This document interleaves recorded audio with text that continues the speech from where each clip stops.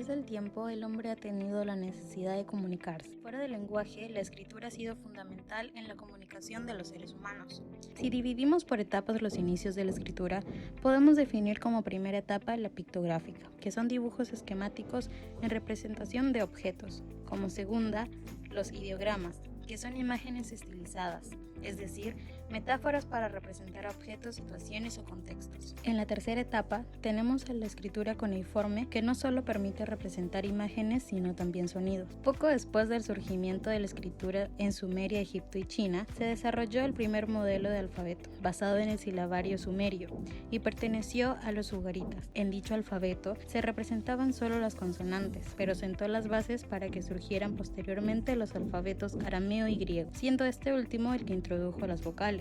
Los griegos lo esparcieron por zonas aledañas, dando origen a otros alfabetos diferentes, incluyendo el protoitálico, del cual surgiría el latín. La escritura no siempre requirió de los mismos soportes en su época inicial. De las tablillas de arcilla de los sumerios, pronto se pasó a superficies más blandas y portátiles más duraderas. En el siglo XV llegaría la invención de la imprenta a mano de Johannes Gutenberg, también llamado padre de la imprenta.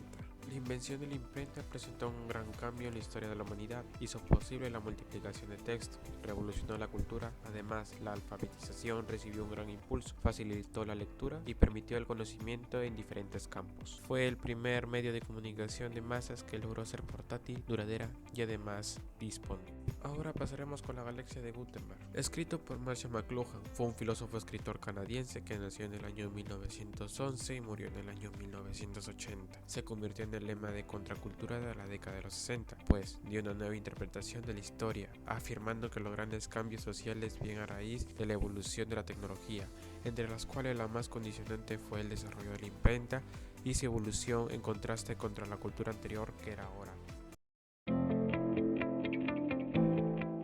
El modernismo es una corriente de renovación artística desarrollada a finales del siglo XIX y principios del siglo XX. Recibe varios nombres según la lengua en que se use. En Francia fue llamada Art Nouveau. Aquí busca romper con las tendencias dominantes del momento, modernizando el arte y la cultura urbana con un fuerte sentido decorativo. Usa motivos inspirados en la naturaleza o materiales orgánicos para plasmar la sensualidad y el erotismo en objetos de artes decorativos, característicos de este movimiento. Uno de los referentes fue Héctor Guimard, conocido por sus entradas de hierro fundido del Metro de París en 1900. Entre los representantes se encuentra Alphonse Maria Mucha, quien es el autor más destacado de este movimiento. Este artista polifacético de origen checo triunfó en Francia y se caracteriza por crear obras en las que representaba una figura femenina de gran belleza, con un estilo poético lleno de fluidez y con una infinidad de detalle. Henri de Toulouse-Lautrec fue un artista francés más conocido por sus grabados y carteles ilustrados en el estilo Art Nouveau.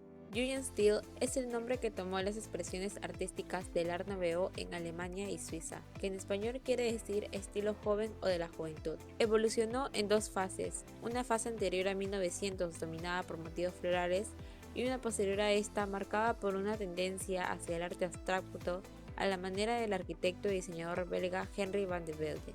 Representantes: Hermann Obrist fue un escultor y al terminar sus estudios en artes se vio tentado por las ciencias naturales, la botánica, por la que se le consideró conocedor y amigo de la naturaleza. Diseñó elementos en cerámica, muebles y hasta monumentos, mostrando así sus cualidades como escultor. Otto Hickman, pintor, diseñador gráfico y tipógrafo, inicia su carrera como pintor de muros y lienzos, pero en vista de la nueva moda por las artes decorativas, decide dedicarse al diseño gráfico y sus derivados, la tipografía. Finalizando su carrera, crea el tipo de letra Hickman, en el que muestra algo de nostalgia y en la actualidad sigue siendo usada en la publicidad. Modern Style. Si bien es este país la cuna del Arts and Crafts, consideraban el Art Nouveau francés muy recargado y en ciertos aspectos vulgar, por lo que en Inglaterra el Art Nouveau no alcanza un gran desarrollo, resistiéndose a las líneas sinuosas características de este movimiento. Charles Rennie Mackintosh, arquitecto, diseñador y artista escocés, y es ahí donde inicia su carrera, marcada por un estilo sobrio y recurriendo a figuras geométricas. Se hizo conocido tras su obra Glasgow School of Art, donde crearía muebles que combinaban la rudeza del medievalismo con la delicadeza de la modernidad. Aubrey Vincent Beardsley fue un ilustrador y autor inglés. Sus dibujos en tinta negra estaban influenciados por los grabados en madera japoneses y enfatizaban lo grotesco, lo decadente y lo erótico. La contribución de Berzley al desarrollo del Art Nouveau y los estilos de carteles fue significativa a pesar de su temprana muerte por tuberculosis. Nieuwe Kunst, nuevo arte neerlandés, es el nombre que recibe el modernismo en los Países Bajos. La decoración más habitual consiste en el empleo de una figura geométrica en series de bloques o bien plantas y animales muy estilizados. La interpretación de Nieuwe Kunst de este movimiento buscó unificar tanto la forma como la decoración de una manera exclusivamente holandesa, especialmente en comparación con el Art Nouveau francés, que se centró principalmente en lo decorativo. Representantes: Jacques van den Bosch fue un influyente arquitecto y diseñador de muebles de interiores a principios del siglo XX. En sus diseños trató de unir arte, artesanía e industria. Hermanos Jacob y Klaas Beth fundaron su fábrica de cerámica en Arnhem en 1907 después de que un esfuerzo anterior en Purmerend fuera interrumpido por un devastador incendio de 1906. Al año siguiente, en Arnhem, los hermanos continuaron centrándose en patrones florales de líneas finas y sinuosas pintadas en colores sutiles como el azul y el amarillo mostaza. A principios del siglo XX, el mundo del arte vivió una auténtica revolución.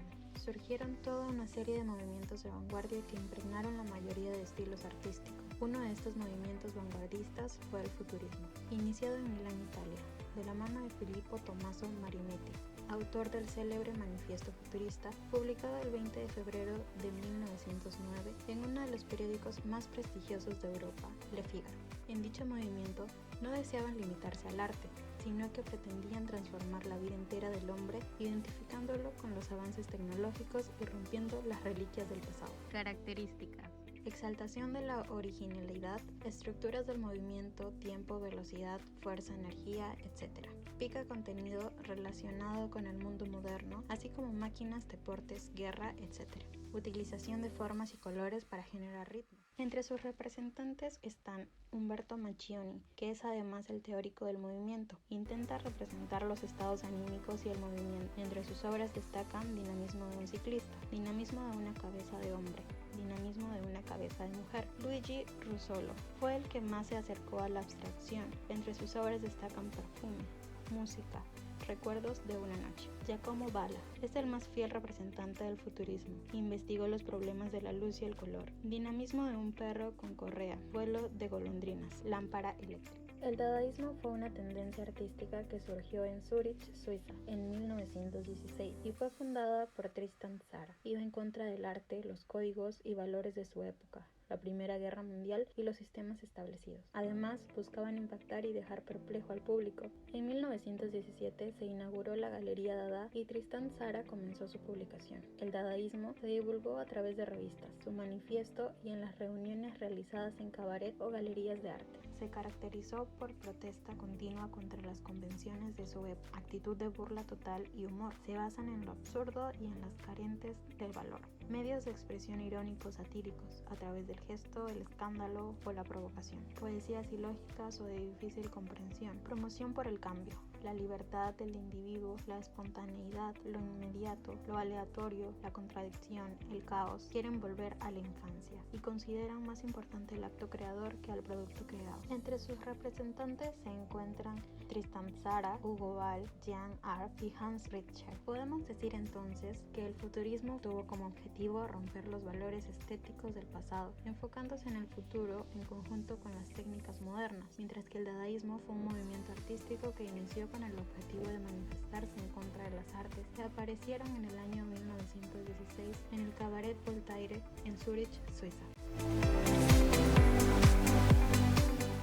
Constructivismo ruso, 1914 a 1930. Nació poco antes de la Revolución Rusa, teniendo compromiso político desde sus inicios con el naciente gobierno soviético de Lenin. Cuando él muere, el movimiento fue descalificado por Stalin. Se convierte en el nuevo lenguaje del pueblo que reemplazaría al arte burgués. Características: influenciado por los movimientos suprematismo y futurista. Utiliza el fotomontaje con mucha originalidad, combinando la tipografía, la composición geométrica y los colores básicos. Representantes: Nikolai Dolgorukov.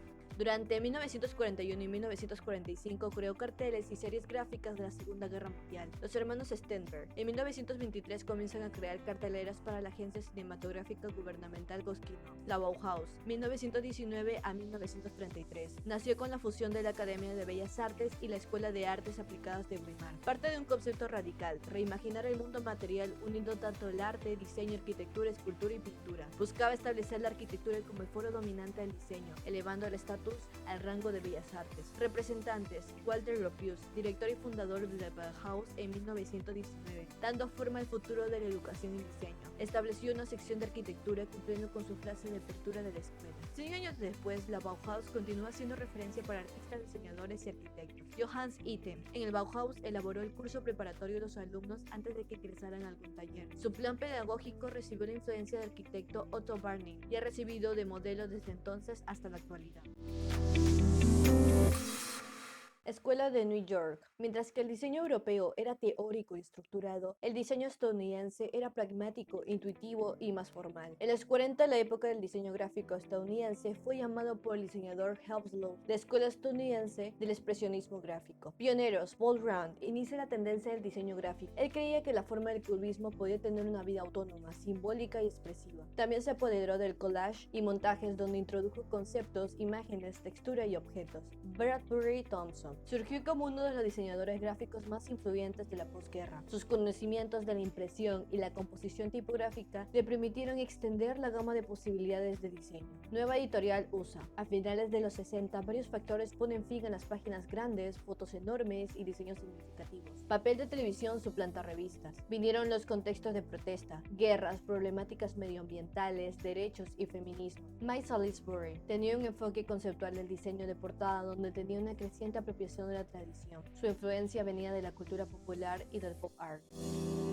Durante este periodo, los jóvenes crearon movimientos antibelicistas y feministas, naciendo nuevas culturas como los hippies y los beatniks. En el diseño americano encontramos grandes avances tecnológicos para la época, como lo es la televisión, que se volvió un medio de comunicación por excelencia, dando inicio a la época dorada de la publicidad, que tomó mayor fuerza del expresionismo gráfico, el cual jugó con las formas de las palabras para expresar una idea. Se perfeccionan también las técnicas como la de la fotografía, la infografía o fotocomposición, con la ayuda de los primeros programas en ordenador. Los jóvenes adoptan también una nueva cultura, centrándose en sus valores, en su música y su forma de ver la vida, plasmándole la caligrafía psicodélica y distorsionada, simplificando su forma y el uso de su color. Uno de sus mayores representantes es Milton Glasner, quien creó afiches como el del cantante Bob Dylan, en el cual tomó inspiración de un autorretrato recortado sobre un papel del pintor francés Marcel Duchamp y en la decoración tradicional árabe, pero no es hasta 1973 donde crea el emblemático logotipo de la ciudad de New York, I Love New York, uno de los gráficos más famosos y más reproducidos de toda la historia. Por otro lado tenemos a Seymour Schwartz, famoso por su obra de arte comercial, que incluye carteles de envases de alimentos, portadas, revistas y arte publicitario, destacando por su simpleza y el uso de la síntesis en sus obras, el cual lleva influencias del expresionismo.